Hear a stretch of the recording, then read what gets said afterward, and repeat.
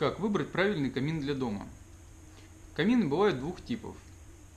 Камины открытого типа и камины закрытого типа с пожаропрочным стеклом, как представлены здесь.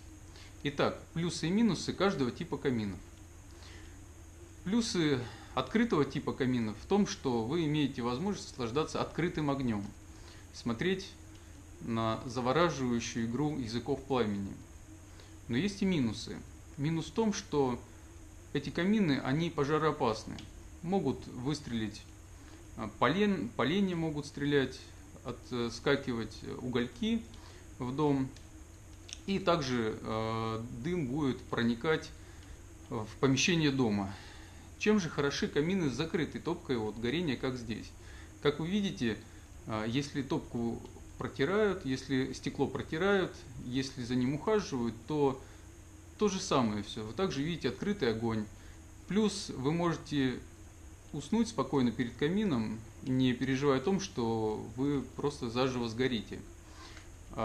Есть особенности в этих каминах. В том, что, как слышите, вот здесь слышится звук тяги, который проникает через стекло. В чем дело? Дело в том, что этот камин, он забирает воздух для горения из помещения, из вашего дома. Есть вариант. Если бы был бы выход забора воздуха с улицы, тогда он бы отдавал тепло в дом, а забирал холодный воздух с улицы. Таким образом, была бы тишина и звук огня. Подробности на нашем сайте stroyb.ru.